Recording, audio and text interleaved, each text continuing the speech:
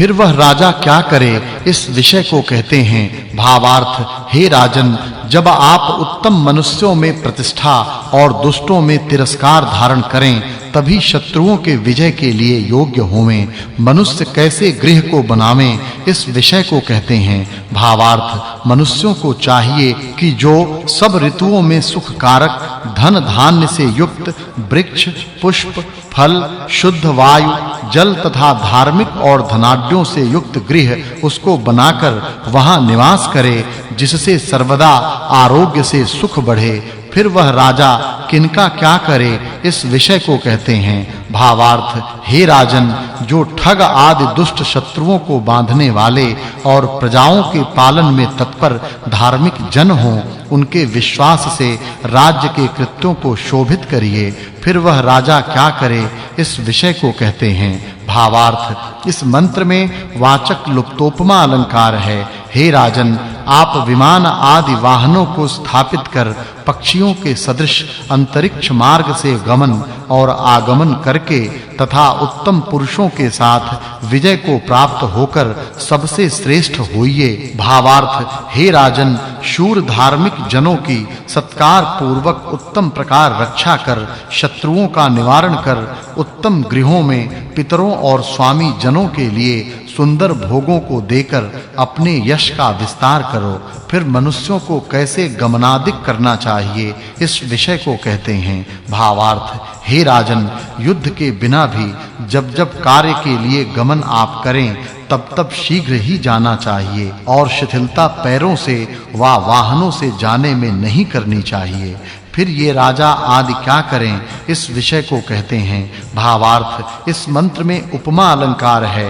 हे मनुष्यों, तुम जैसे जल ऊंचे स्थान से नीचे स्थान को शीघ्र जाता है और जैसे बाज आदि पक्षी मांस के लिए शीघ्र जाते हैं, वैसे भूमि, अंतरिक्ष व जल के वाहनों से शीघ्र जाओ। इस सूक्त में राजा, वीर संग्राम, गृह, शूरवीर और यान कृत्य के वर्णन से इस सूक्त के अर्थ की इससे पूर्व सूक्त के अर्थ के साथ संगति जाननी चाहिए। यह 46वां सूक्त और 29वां वर्ग समाप्त हुआ। अब 31 ऋचा वाले 47वें सूक्त का प्रारंभ है। उसके प्रथम मंत्र में क्या करके राजा शत्रुओं से नहीं सहने योग्य होवे, इस विषय को कहते हैं। भावार्थ, जो ब्रह्मचर्य, जितेंद्रियत्व और युक्त आहार विहारों से शरीर और आत्मा के बल से युक्त होते हैं, उनको संग्रामों में सहने को शत्रु समर्थ नहीं हो सकते हैं। फिर मनुष्य किसका सेवन करके क्या करें, इस विषय को कहते हैं। भावार्थ, इस मंत्र में वाचक् लुप्तोपमा अलंकार है। हे मनुष्यों, जिसका उत्तम स्वाद और जिससे बल, बुद्धि तथा पराक्रम बढ़ते हैं, उसके सेवन से शत्रुओं को जीतकर निष्कंटक राज्य का सेवन करो। फिर सोम औषधि क्या करती है, इस विषय को कहते हैं। भावार्थ, इस मंत्र में उपमा अलंकार है।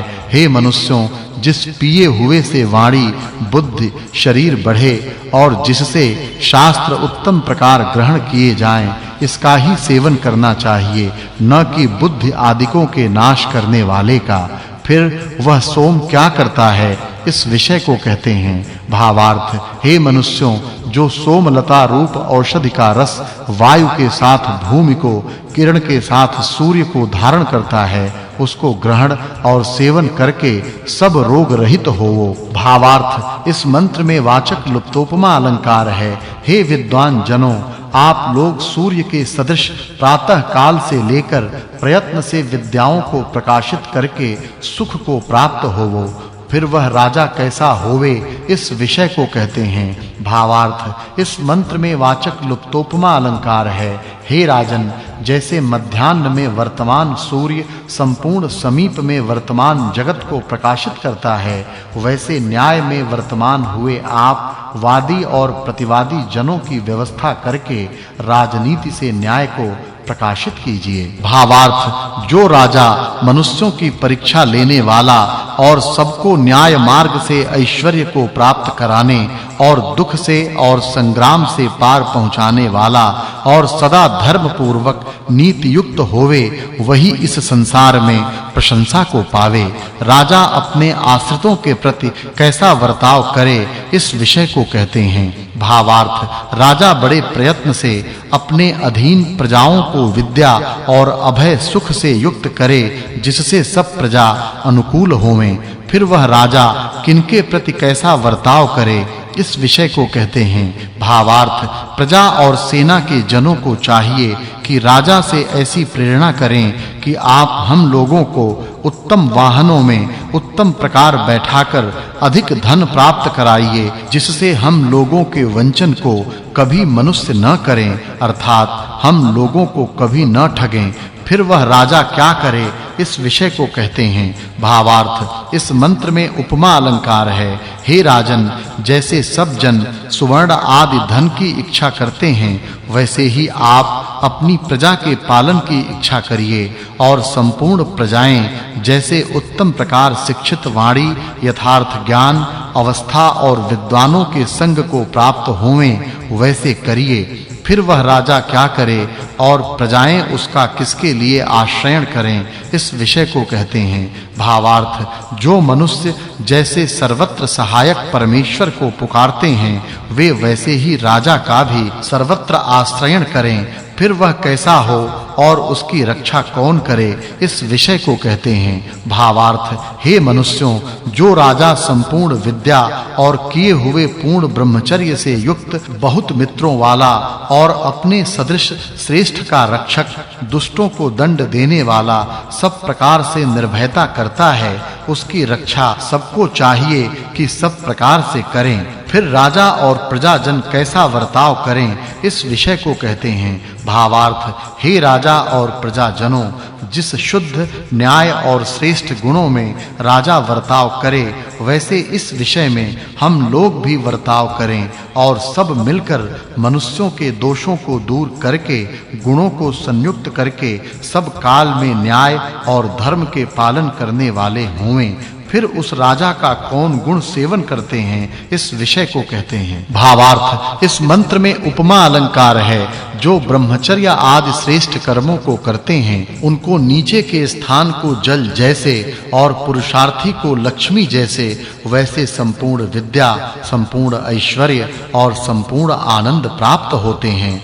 फिर कौन किनसे पूछें और समाधान करें, इस विषय को कहते हैं। भावार्थ, इस मंत्र में उपमा अलंकार है।